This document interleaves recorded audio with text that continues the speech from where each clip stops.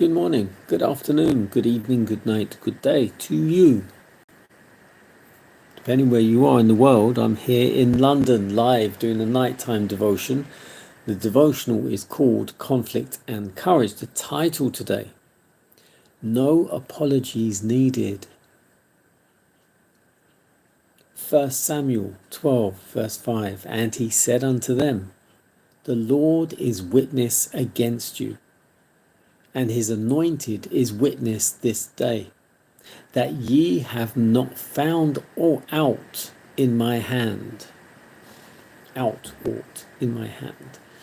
The dissatisfied longing for worldly power and display is as difficult to cure now as in the days of Samuel.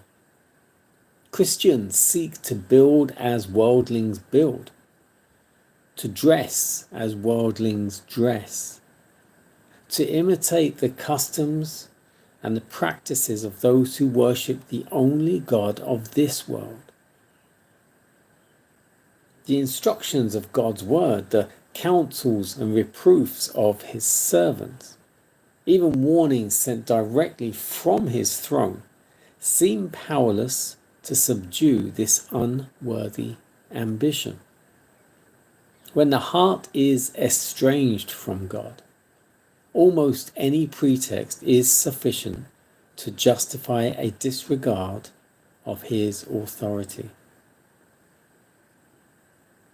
The most useful men are seldom appreciated. Those who have labored most actively and unselfishly for their fellow men, and who have been instrumental in achieving the greatest results, are often repaid with ingratitude and neglect. When such men find themselves set aside, their counsel slighted and despised, they may feel that they're suffering great injustice. But let them learn from the example of Samuel not to justify or vindicate themselves unless the Spirit of God unmistakably prompts to such a course. The honor accorded him who is concluding his work is of far more worth than the applause and congratulations which those receive who are just entering upon their duties and who have yet to be tested. How many retiring from a position of responsibility as a judge can say in regard to their purity, which of you convinceth me of sin? Who can prove that I've turned aside from my righteousness to accept bribes? I have never stained my record as a man who does judgment and justice. Who today can say that Samuel said what Samuel said when he was taking leave of the people of Israel, because they were determined to have a king? Brave, noble judge, but it is a sorrowful thing that a man of the strictest integrity should have to humble himself to make his own defense.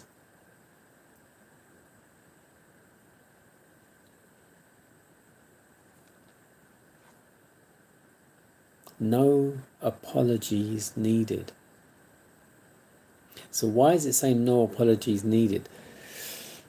In essence, as it sums up at the end, if you are of the highest integrity, you are the most honest, truthful of the highest integrity, you would never have to prove yourself or big yourself up or push yourself forward. And you will get neglected, you will get disregarded, because the more integrity you have, the less people will see you because you make them look bad. So as it says, it is a sorrowful thing that the man of the strictest integrity should have to humble himself to make his own defense. Someone of the most strictest integrity can just walk away with their head held high, knowing they have done nothing wrong. Remember Jesus. Jesus did absolutely nothing wrong. And they tried to accuse him of everything they could think of. And he just said, I have done nothing wrong. Pontius Pilate washed his hands. I see nothing wrong with this man. It was the Jews, the Pharisees, that killed Jesus because he made them look bad.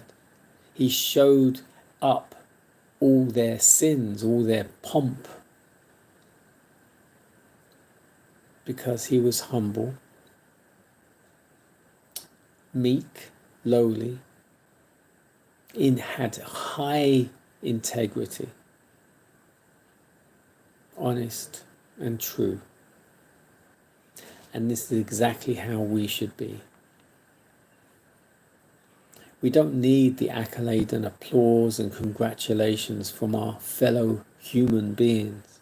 Yes, it is nice if it happens, but we don't need it.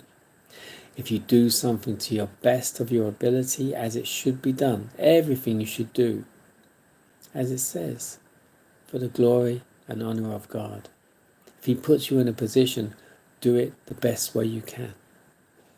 And if you do it the best way you can, if they fault you for what you're doing, if you're doing it wrong, maybe it's because they haven't shown you how to do it right. But if you do the best job you can do to your ability, no one can fault you. And you can walk away with your head held high.